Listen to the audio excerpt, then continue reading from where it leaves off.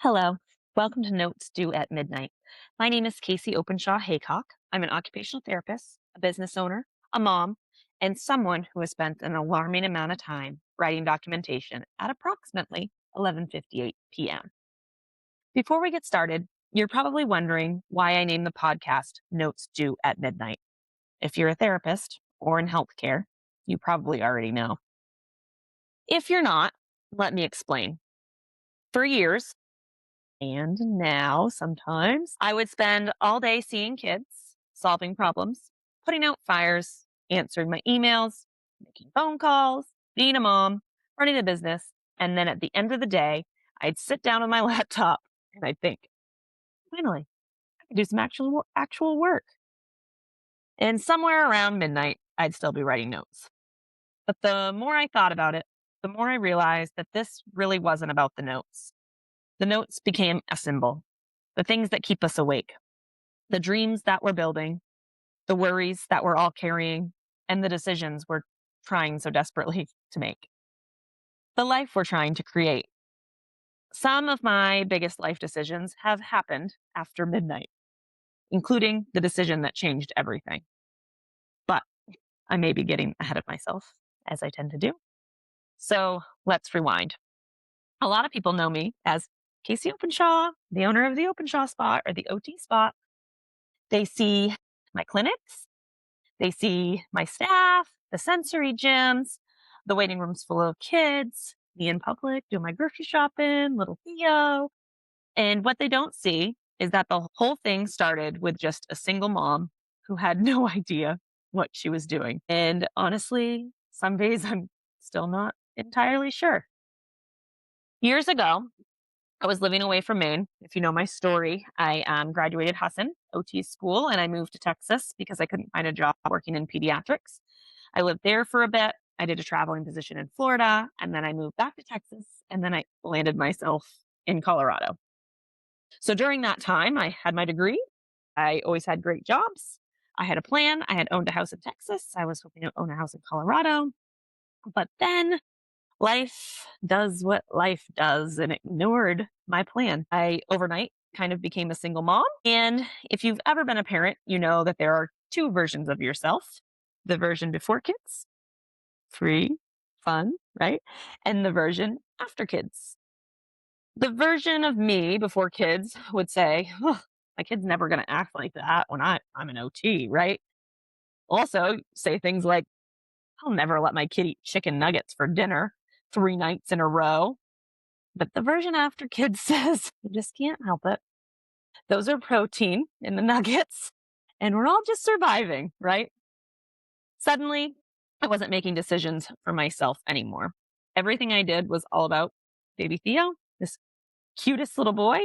And I remember looking around one day and thinking, this is not how I pictured my life going at all. I was living in, we called it the House of Misfits after me and my ex broke up. And we had 6 dogs. There was a baby. I think there were 5 of us living there. It was chaotic. Thank goodness for my friend Sarah, who let me stay there for free because I had absolutely no money. But here are some things that I learned along the way. The most important chapters are rarely started the way that we expect them to. And if you're me, or many of you guys listening, they have probably started with a problem.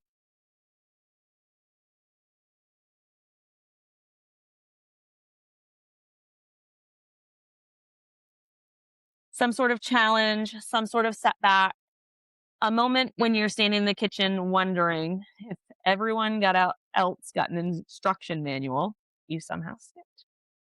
I wanted to come home. Home was Maine. I wanted my son to know Maine. Wanted him to grow up near family, wanted him to know the ocean, the blueberry barrens, small towns, and the kind of community where everyone knows everyone, which, if you are from here, you know is both comforting and also slightly terrifying. Because if you do something embarrassing, everyone knows it before you do, right? I'll get to my story of how me and my husband got together later on down the series. But coming home wasn't easy. There were obstacles. legal hurdles. There were moments I questioned whether it would ever happen. There were tears, there was stress, and there were days when I felt completely overwhelmed. And if you've ever been through something difficult, you know that people usually just see the finished product. They don't see the nights when you stayed up to midnight scared, the uncertainty, the moments when you're barely holding it together. Eventually, as you know, I did make it to Maine, but now I had a new challenge. I needed to build a life, not just survive. I needed to build something sustainable. I moved back and I couldn't find a job as an OT. I had actually accepted a position in Dover Foxcroft, which is about 2.5 hours from my family, which is not the reason I moved home. So I ended up telling them, sorry, not coming to work for you. So I was living in Millbridge and waitressing, bartending, which is what I did through college. So it was fun to kind of go back doing that, but it wasn't what my passion was. So I found a job working at Marshall's Healthcare, which is a skilled nursing facility. They wanted me to work weekends. I wasn't about working weekends because if you've been a single parent, how do you find childcare on the weekends? My parents are both entrepreneurs and very busy. So I literally was like, okay, I'm going to get fired from this job for not working Saturdays. What am I going to do? So I kept seeing the same thing like, you can't find a job working in pediatrics. I see these kids at the grocery store that need services. So it's got to be a need. So I went to a pediatrician appointment. I asked my son's pediatrician, like, where do these kids go for OT services? They're like, we have nowhere. It's like, nowhere? And they were both like, both the pediatricians in the office were like, oh, if you open a practice, we'd refer to you. I'm like, okay. So that's where we started. I went home, ruminated on it, and it can either be either a brilliant idea or a complete mental breakdown. What if I started my own practice? In hindsight, that sounds absolutely insane because starting a business requires confidence. And all I had at the time was mostly just a lot of anxiety and a lot of credit card debt. But I did it anyway. The first office wasn't fancy. There was no ribbon cutting, no investors, still no investors, no giant grand opening. It was just me, a dream, a baby, and a level of determination that can only come from someone who has already survived really hard things. I remember wondering if anyone would come. What if no one scheduled? What if I failed? What if everyone thought I was crazy? Spoiler alert. Some people probably did think I was crazy, but families came, more families came, then more, and word spread. And slowly this little dream started growing. One kid became 10, 10 kids became 50, 50 became hundreds. And before we knew it, we had helped thousands of children and families. I remember when we first started, it was like amid the COVID pandemic, and I was seeing kids via teletherapy. I was stressed that I wasn't going to be able to have enough clients. So I took a job working for the Northern Marina Islands. So Theo would go to bed at 7, and I would stay up till midnight, ironically, seeing kids online. And kind of did that for a while. I contracted for CDS, Child Development Services. And then there was one day, mom and I went to Walmart, wore our masks, waited in line during COVID. It was just really something to do instead of staying in the house. And we came back, and I had this little tiny fax machine that printed paper faxes, and my fax machine had ran out of paper. We got like 25 referrals in one day, and it was just me. And I thought to myself, okay, this is going to be a lot bigger than I thought. And here's the funny thing: people often look at someone who's built something and assume they've always known what they were doing. And I promise you that is not true. Most of us are just taking the next step. That the secret isn't having the roadmap. It's taking the next step and showing up even when you're scared. Taking the next step when you're tired, showing up when you're uncertain, because that's exactly what happened here. One step, one family, and one day at a time.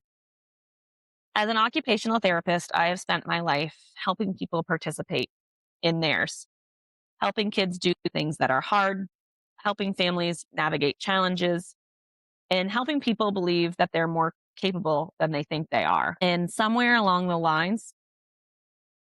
way, I realized that I needed that lesson too. Because resilience isn't something that you teach.